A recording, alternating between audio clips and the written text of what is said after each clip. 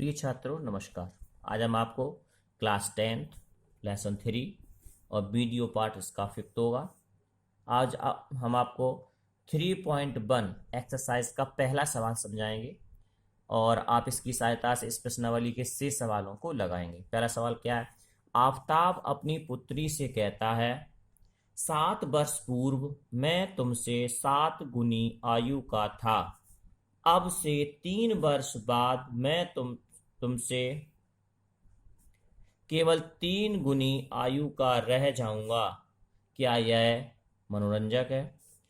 इस स्थिति को बीजगणितीय एवं ग्राफीय रूपों में व्यक्त कीजिए। आपको ये बीजगणितीय और ग्राफीय रूपों में दर्शाना है। इन समीकरणों को देखिए।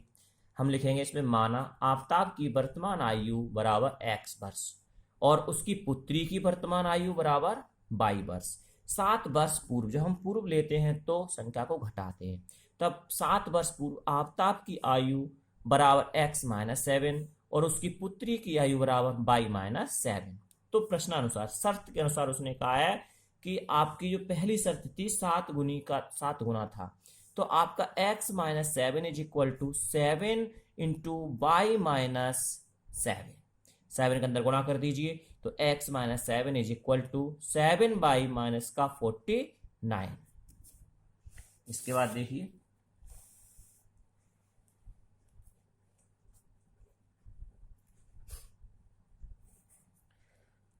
समीकरण 1 डाल दीजिए। 3 वर्ष बाद आफताब की आयु हो जाएगी x + 3। जब हम बाद का प्रयोग करते हैं तब हम उसमें जोड़ देते संख्या को, तो x + 3 वर्ष हो जाएगी और पुत्री की आयु हो जाएगी y + 3 वर्ष। प्रश्नानुसार इसमें देखिए, x + 3 is equal to 3 of y + 3।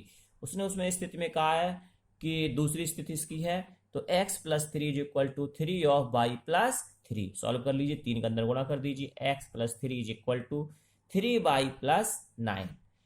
3y उधर ले आओ तो x - 3y is equal to 6। ये समीकरण आपका सेकंड हो गया। बीजगणितीय रूप में लिखोगे तो यही समीकरण आपके बीजगणितीय रूप में कहलाते हैं। तो पहला समीकरण ये वाला है, x - 7y is equal to -42। दूसरा ये वाला है, x - 3y is equal to 6। ग्राफीय रूप में क्या कहलाता है? ग्राफीय रूप में देखिए इसे, ग्राफीय रूप थोड़ा सा बड़ा होता है। ग्राफीय रूप में क्या करेंगे, इन दोनों समीकरणों के दो बिंदु निकालेंगे। बिंदु निकालने का तरीका देखो, पहले भी हम बता चुके हैं, फिर आपको समझाते हैं। जब x बराबर 0 समीकरण 1 में रखने पर, इस समीकरण 1 में x बराबर 0 रखो तो x के स्थान पे 0 रख दोगे यहाँ पे, तो 0 - 7y इज इक्वल टू -42। अब -7 का इसमें डिवाइड करोगे तो y इज इक्वल टू हो जाएगा 6। तो बिंदु हो जाएगा इसमें x बराबर 0 और y बराबर 6, यानी कि 0,6। फिर इसी प्रकार इसमें y बराबर 0 रखोगे समीकरण 1 में, तो यहाँ y बराबर 0 रखोगे तो x इज इक्वल टू -42। तो x इक्वल टू x का बना गया -42। तो बिंदु हो जाएगा x को y is equal to -42, 0। x का मान 42 है और y का मान 0 है, -42। तो ये दूसरा बिंदु आ गया। इसी प्रकार समीकरण सेकंड में हम इस समीकरण में रखेंगे, पहले x बराबर 0 रखेंगे। जब यहाँ पे सेकंड में x बराबर 0 रखोगे तो इसमें y का मान हो जाएगा 3 का, y का मान इसमें निकल के आएगा 3 दूनी 6, यानी -2। और जब इसमें y बराबर 0 रखेंगे तो x का मान सीधे आ जाएगा 6। तो यहाँ पर दो बिंदु जाएंगे, 0, -2 और 6, 0। ये x का वैल्यू, ये y का वैल्यू है, तो 0, -2 हो गया और 6, ये 0 हो गया। इस तरह 4 बिंदु निकाल लिए, a of 0,6, b of -42, 0, c of 0, -2 और d ऑफ 6, 0। अब हम एक ग्राफ बना लेंगे। ग्राफ पेपर ले लेंगे या ग्राफ पेपर ले लो सबसे अच्छा। तो ग्राफ पेपर पे हम बिंदुओं को ले लेंगे।